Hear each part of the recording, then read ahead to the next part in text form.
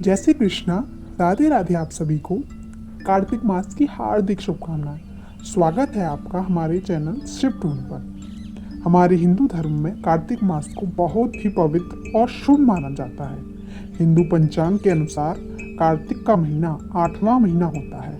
इस पूरे महीने में धर्म, कर्म, जप, तप, व्रत, पूजा पाठ, स्नान, ध्यान आदि करने से कई गुना पुण्य की प्राप्ति होती है। पूरे महीने में ब्रह्म मुहूर्त में उठकर स्नान किया जाता है।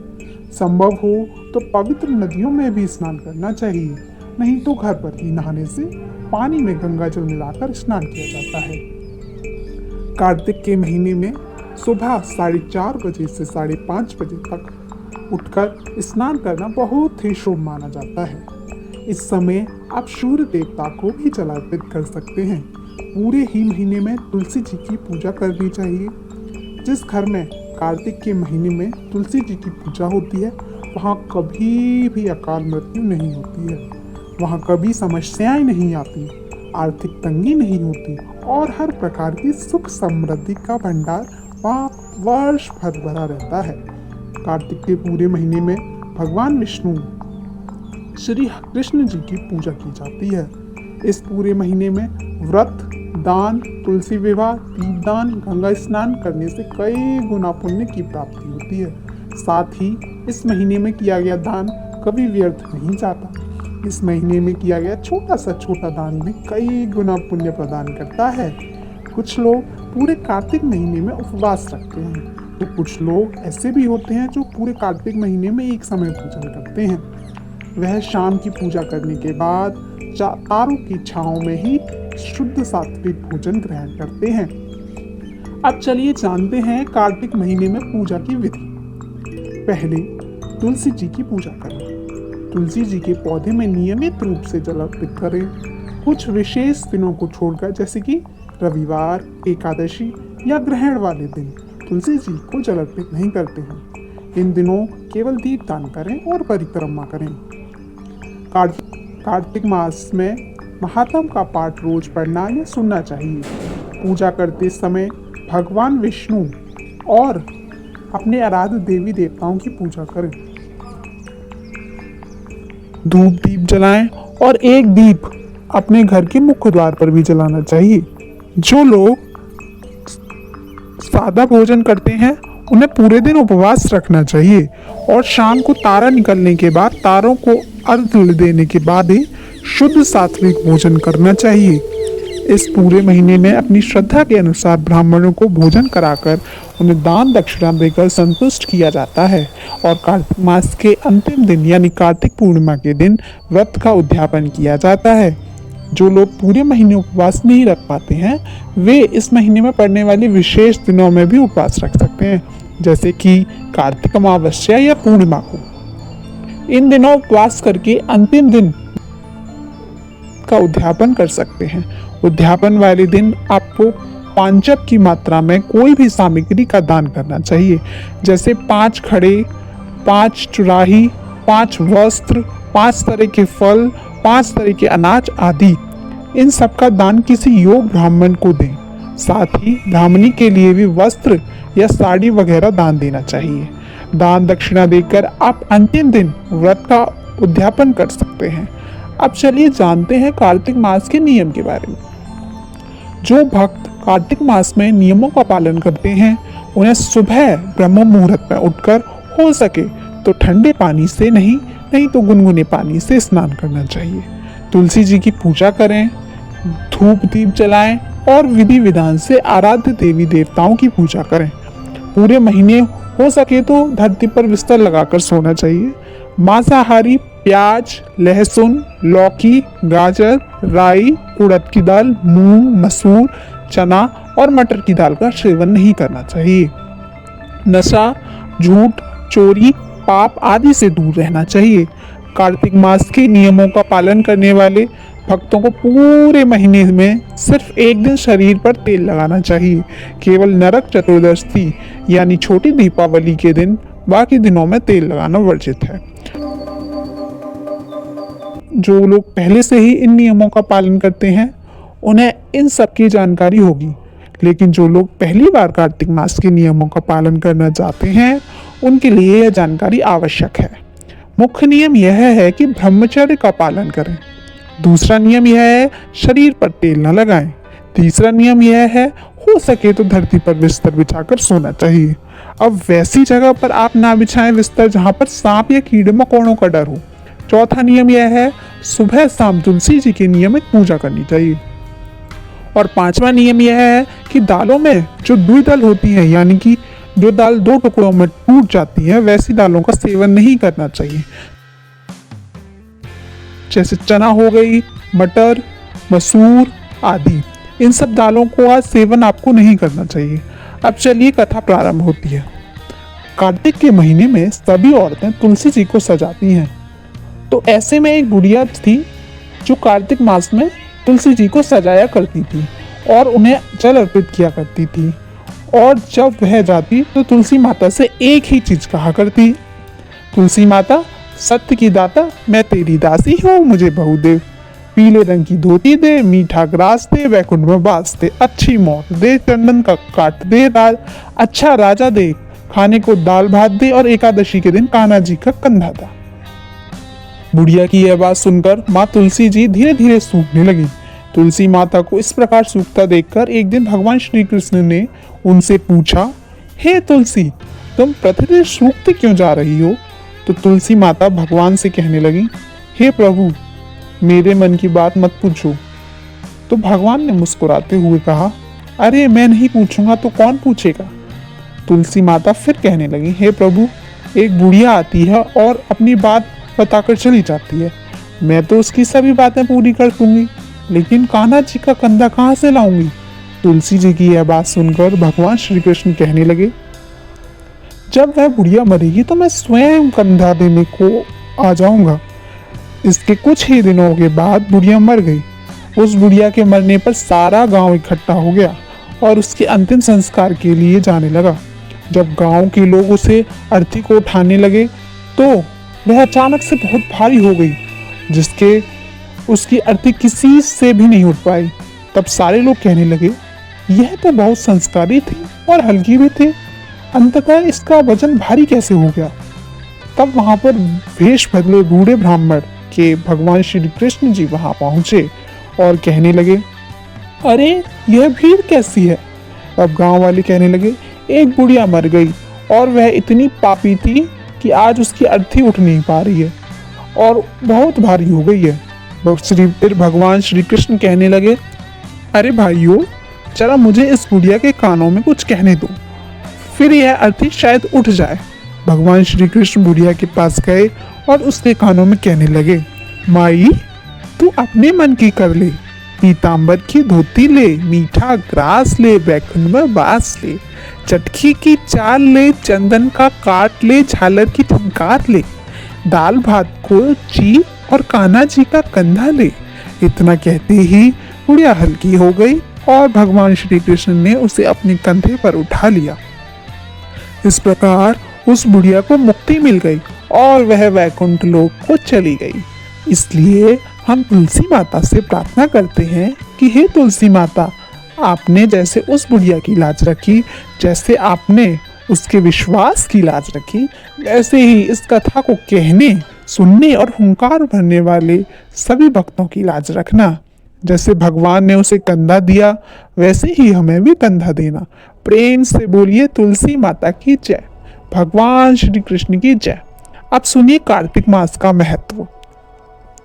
एक समय धर्म के गुण, रहस्य, ज्ञान, विज्ञान और शास्त्रों में वर्णित कथाओं पर गहन चर्चा करने के लिए 88,000 ऋषि मुनि मिश्रिष्य तीर्थ में एकत्रित हुए। उनके बीच में महर्षि वेदव्यास जी के सुयोग शिष्य सूत जी महाराज ऐसे सुशोभित हो रहे थे जैसे आकाश में तारों के बीच चंद्रमा। धर्म के सभी गुण, रहस्यों, 4 वेदों, 6 शास्त्रों और 18 पुराणों की ज्ञाता श्री सूत जी से ऋषि मुनियों ने कहा, हे मुनि श्रेष्ठ श्री सूत जी, आप कृपया करके हमें कोई ऐसा सरल उपाय बताइए जिससे हमारी इस गृहस्थी जीवन की रक्षा कलयुग के प्रहार से हो सके। समस्त ऋषि मुनियों के मुख से यह बात सुनकर श्री सूत जी बोले, आप लोगों की श्रद्धा और प्रभु की भक्ति देखकर मेरा हृदय बहुत प्रसन्न हुआ। इसी से आज मैं आपको कार्तिक महात्म की पावन कथा सुनाता हूँ। इस कथा को सुनने से इस कलिकाल में मनुष्य के समस्त पाप नष्ट हो जाते हैं और मनुष्य वैकुंठ लोक में चला जाता है। तो आप सावधान होकर इसे सुनिए और इसे आधा अधूरा नहीं सुनिएगा, इसे आप पूरा सुनाकर इसका पालन भी कीजिएगा। एक समय की बात है कि सभी जीवों का भला करने वाले ब्रह्मा जी के पुत्र श्री नारद मुनि ब्रह्मलोक में पहुंचे और जगत के रचयिता श्री ब्रह्मा जी को नतमस्तक प्रणाम करके विनती भाव से पूछने लगे, हे जगत पिता, कृपया करके ऐसा उपाय बताएं जो इस कलयुग में सभी पापों को नष्ट करके मोक्ष देने वाला हो। नारद जी की सदा युक्त बात सुनकर श्री ब्रह्मा जी कहने लगे, हे पुत्र, तुमने संसार के कल्याण के लिए बहुत उत्तम प्रश्न किया है। तुम्हारी भगवान के चरणों में सच्ची श्रद्धा और भक्ति देखकर आज मैं तुम्हें कार्तिक मास का पावन महत्व सुनाता हूँ, जिसके पढ़ने और सुनने से मनुष्य के सभी पाप नष्ट हो जाते हैं और वह इस संसार में सुख भोग कर अंत में वैकुंठ चला जाता है। यह कार्तिक मास भगवान को अत्यंत प्रिय है। कार्तिक मास में किया हुआ व्रत, दान, नियम, संयम, पूजा पाठ, कथा श्रवण और भगवान के नाम जप का कीर्तन अत्यंत पुण्य प्रदान करते हैं। कार्तिक मास में भगवान के गुणों का वर्णन सभी प्रकार की फलदायक होता है। इस मास में भगवान के प्रति किया गया प्रत्येक धर्म कार्य सबसे बढ़कर फल देने वाला होता है। इससे बढ़कर और कोई तप या यश है ही नहीं। तुमने संसार की भलाई के लिए यह अति उत्तम प्रश्न किया है। अब तुम श्रद्धा युक्त और सावधान होकर इसे सुनो। कार्तिक स्नान करने वाले मनुष्य को प्रातःकाल ब्रह्म मुहूर्त में उठकर शौच आदि से निवृत्त होकर 12 उंगलियां लंबी सुगंधित वृक्ष की दातुनी करनी चाहिए। परंतु ध्यान रहे, श्राद्ध, सूर्य, चंद्र ग्रहण, एकादशी, अमावस्या, अष्टमी, नवमी, एकादशी और रविवार को दातुन नहीं करना चाहिए। जिस दिन दातुन नहीं करना चाहिए उस दिन पानी से बार बार कुल्ला करके मुंह को खुद साफ कर लेना चाहिए।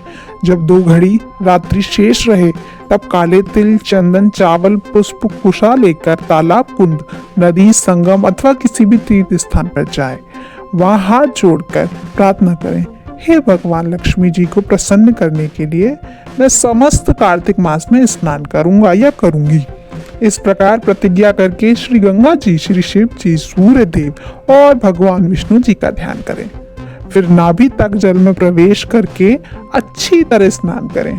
स्नान के बाद देवता, ऋषियों और पितरों का तर्पण करें। स्नान करके भैंस, बकरी की धूल से छींक, थूक, कुत्ते, कौवे, ऊंट, उल्लू आदि से बचना चाहिए। अगर आप भूलवश इनमें से किसी का स्पर्श हो जाते हैं तो फिर से स्नान करना चाहिए। झूठ बोलने या नीच प्रवृत्ति वाले मनुष्य से वार्तालाप नहीं करनी चाहिए। इसके बाद विधि से भगवान जी का पूजन करें।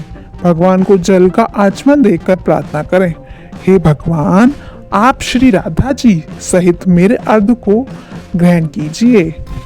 फिर आवाहन, अर्घ, आचमन, स्नान, वस्त्र, चंदन, अक्षत, पुष्प, धूप, दीप, नैवेद्य, तांबुल, फल, दक्षिणा और नमस्कार, यह 16 उपचार मूर्ति को अर्पित करें और तुलसी जी की मंजरी से भगवान जी की विधिवत पूजा अर्चना करें। श्री ब्रह्मा जी बोले, हे पुत्र, जो व्यक्ति तुलसी जी की मंजरी सहित भगवान शालिग्राम का एक बार अमृत पान करता है वह ब्रह्म हत्या जैसे बड़े पापों से मुक्त होकर वैकुंठ लोक को प्राप्त होता है। इसमें कोई संदेह नहीं है। जो भगवान शालिग्राम की प्रतिमा के आगे अपने पितरों का श्राद्ध करता है उसके पितरों को तत्काल वैकुंठ की प्राप्ति होती है। जो भगवान शालिग्राम की मूर्ति का दान करता है उसे समस्त पृथ्वी के दान का फल प्राप्त होता है, परंतु जो भगवान शालिग्राम की प्रतिमा को बेचता है वह महाकष्ट को भोगता है। इसलिए ऐसी कभी भी गलती नहीं करना। श्री विष्णु जी भगवान का पूजन जल से, शंकर जी का बेलपत्रों से, सूर्य देव का तुलसी जी से, गणेश जी का धतूरे के फल से, विष्णु जी का कमल के फूलों से और श्री महालक्ष्मी जी का मालती या चंपा के फूलों से करना चाहिए। जो भक्त परंपरागत रूप से तुलसी जी से भगवान शालिग्राम की पूजा करता है उसकी महिमा का वर्णन कोई नहीं कर सकता। ऐसा पूजा करने वाला भक्त जन्म मरण के अपार कष्टों से मुक्त हो जाता है। जिसकी तुलसी माला धारण की हुई होती है वह जी बिना किसी रोक टोक के सीधा वैकुंठ धाम को जाता है। जो तुलसी जी की छाया में अपने पितरों का श्राद्ध करता है उसके पितरों की अक्षय तृप्ति हो जाती है। तुलसी जी को जल देना गंगा यमुना और नर्मदा में स्नान के समान फल देता है। तुलसी जी का पौधा उगाना, सींचना और स्पर्श करने से मन, विचार, वचन और कर्म तीनों प्रकार के पाप नष्ट हो जाते हैं।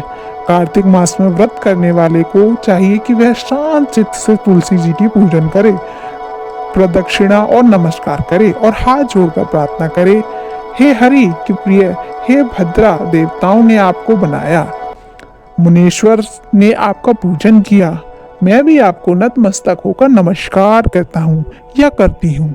जो प्राणी आंवले के पत्ते और पुष्पों से भगवान जी का पूजन करता है या आंवले के वृक्ष के नीचे बैठकर पूजन करता है उसे स्वर्ण के फलों और फूलों से पूजा करने का फल प्राप्त होता है।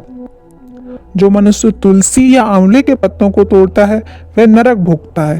प्रत्येक मनुष्य को चाहिए कि कार्तिक मास में आंवले के फल, तुलसी और गोपी चंदन की माला धारण करे। ऐसा करने से जन्म मरण के बंधन मुक्त हो जाते हैं। कार्तिक मास में स्नान और व्रत करने वाले को चाहिए कि वह ब्राह्मण को भोजन कराकर चंदन, पुष्प, पान और दक्षिणा देकर संतुष्ट करे। संपूर्ण कार्तिक मास में धरती पर शयन, ब्रह्मचर्य का पालन, पत्तल में भोजन और मौन व्रत से प्राणी परमवीर, धीर, गंभीर और कीर्तिवान बन जाता है। जो मनुष्य इस समय आंवले के वृक्ष के नीचे पूरे कार्तिक मास भोजन करता है उसके 1 वर्ष के सभी पाप नष्ट हो जाते हैं। व्रत करने वाले भक्तों को चाहिए कि वे शरीर का कांची, तेल, कच्चा भोजन, दूसरों का अन्न या कोई तामसी वस्तु ना खाएं। दूसरों की निंदा भी कार्तिक मास में नहीं करनी चाहिए। अंडे, मांस आदि का सेवन तो दूर दूर तक ध्यान में नहीं लाना चाहिए। मिट्टी के उत्पन्न नमक, मसूरी, बासी भोजन, तांबे के पात्र में रखा दूध, यह सब मांस के समान माने जाते हैं, इसलिए इनका भी प्रयोग नहीं करना चाहिए। केवल अपने लिए बनाया भोजन भी मांस के समान माना गया है, इसलिए किसी दूसरे को भोजन कराने के बाद ही स्वयं भोजन करें। लहसुन, प्याज, फूल गोभी, गाजर, जंगली घिया, बैंगन, पेठा और दोबारा पकाया भोजन नहीं खाना चाहिए। राजसी, आलसी और पाखंडी व्यक्तियों से भूलकर भी बात नहीं करनी चाहिए। कोजागरी, नवमी, दशमी, एकादशी, द्वादशी, त्रयोदशी, चतुर्दशी, अमावस्या और पूर्णिमा इन तिथियों में किसी भी फली का साग नहीं खाना चाहिए। नारायण, आज का अध्याय यहीं समाप्त हुआ। मुझे पता है कि यह वीडियो आपको पसंद आई होगी। अगर यह जानकारी आपको पसंद आई तो कृपया करके इस वीडियो को लाइक करें, हमारे चैनल को सब्सक्राइब करें और बेल आइकन दबाना ना भूलें। ऐसे ही आप हमारे साथ बने रहें, आपका प्यार हमारे साथ बना रहे और हमारे इस चैनल शिफ्टून को सब्सक्राइब करते रहें। धन्यवाद और कमेंट में राधे राधे लिखना ना भूलें। राधे राधे आप सभी।